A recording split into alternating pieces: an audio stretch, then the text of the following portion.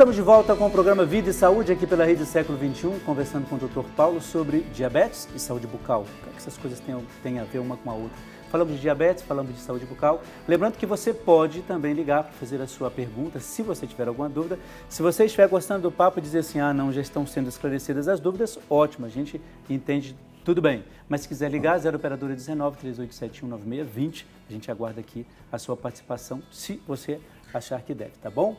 Muito bem, nós falamos de diabetes, de uma maneira geral, falamos de saúde bucal, de maneira geral.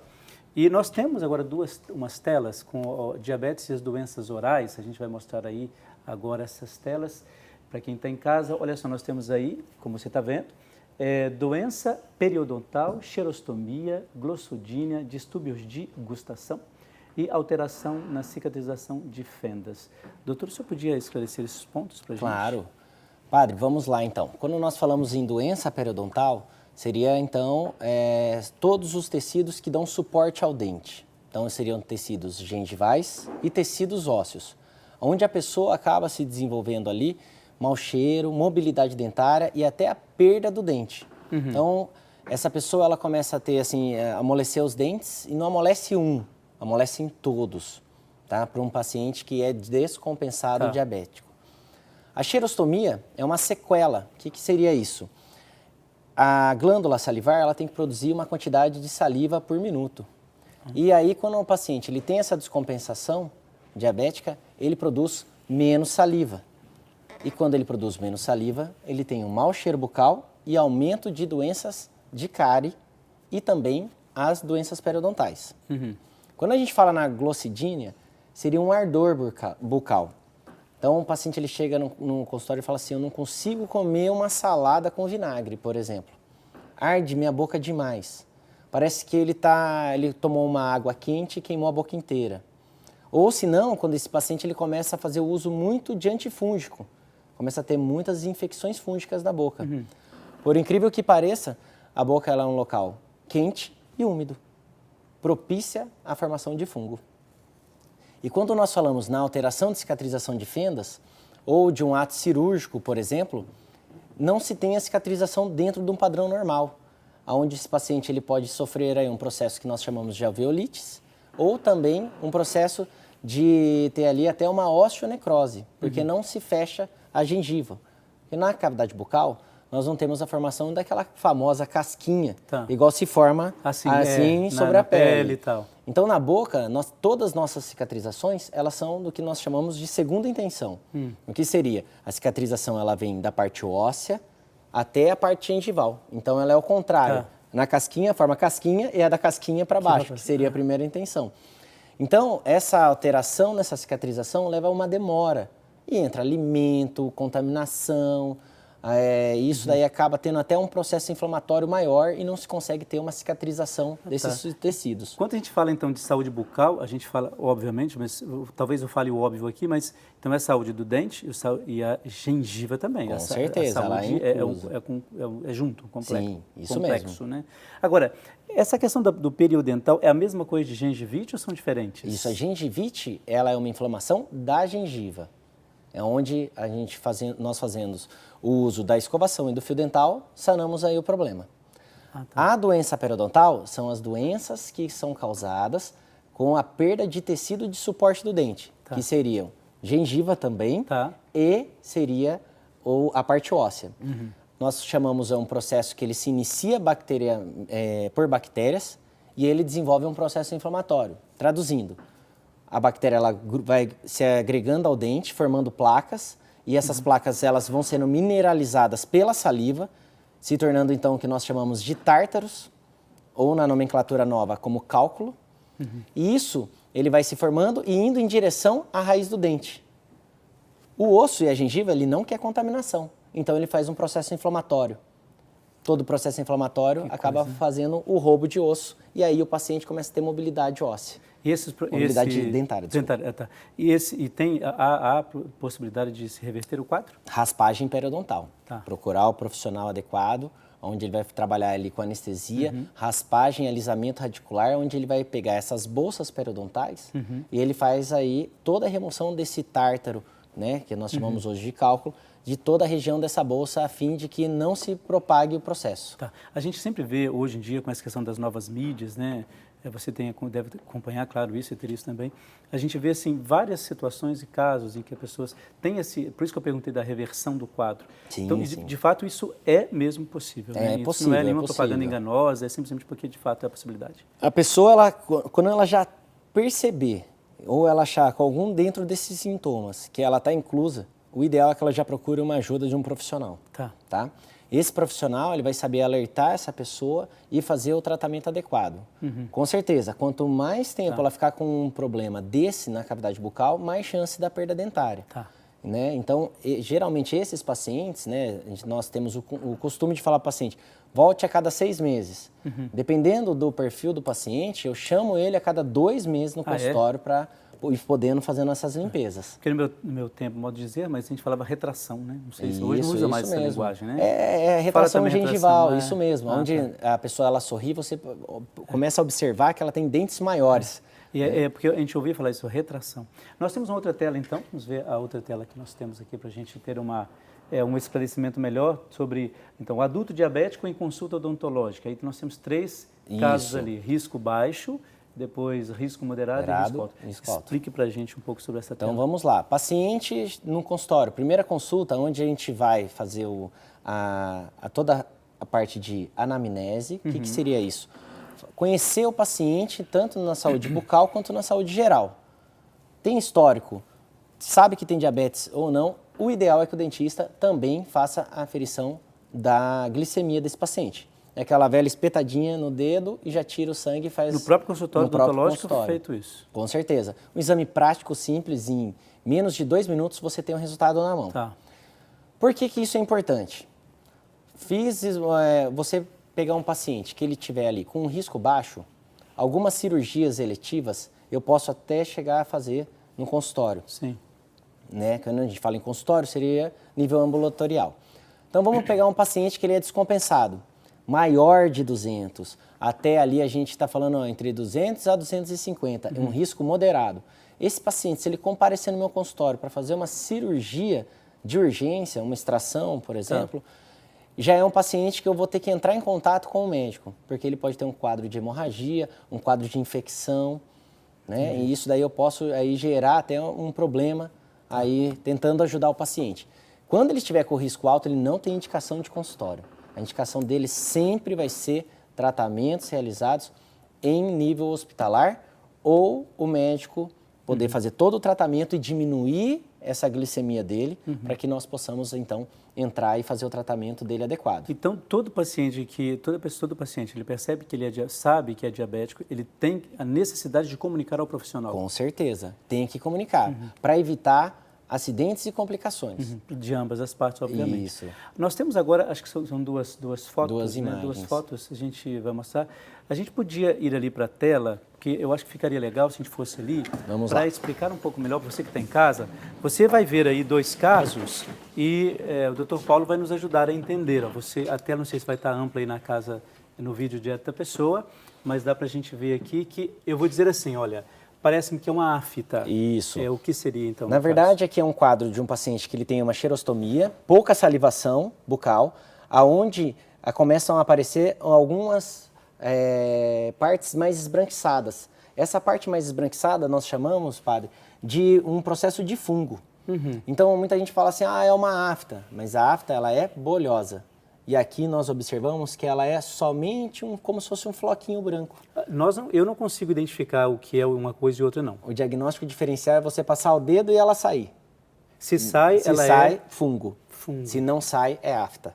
Porque o tratamento é diferente. Então, por exemplo, se eu tenho aqui essa parte, essas cepas brancas, e eu passar o dedo aqui, a partir desse momento eu sei que é uma lesão fúngica. Eu trato com um antifúngico bucal ou pomadas bucais.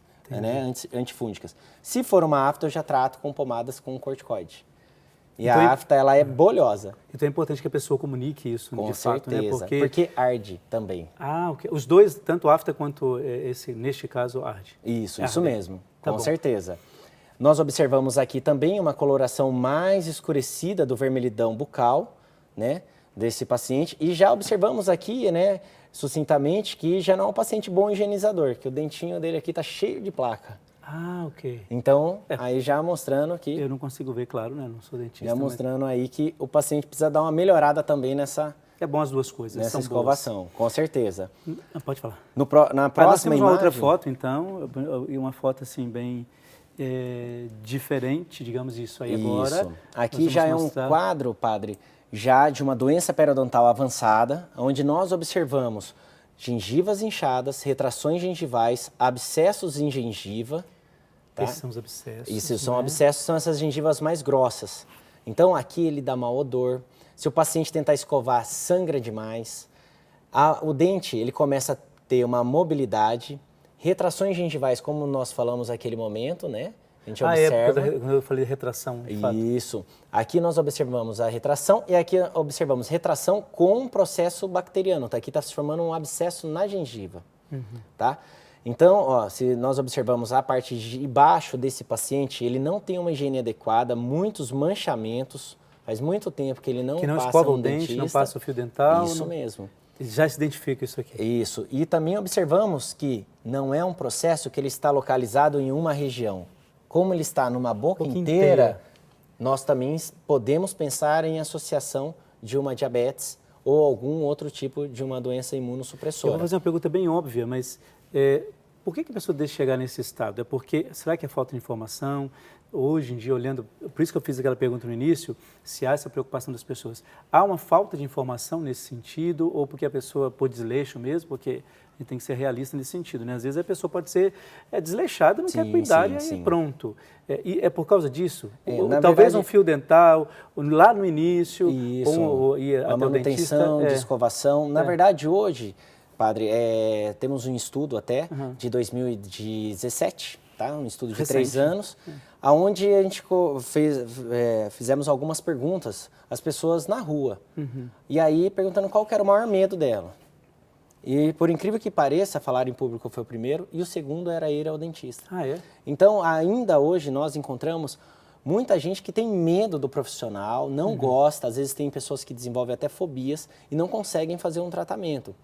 Por outro lado, também, existem também pessoas que não conseguem, às vezes, ter aí o acesso a um profissional adequado para essa situação. Acaba passando no dentista, mas ele fala, isso não é uma limpeza e vai resolver o seu problema. E não acaba indo buscar a fundo, que é um problema sistêmico concomitante a um bucal.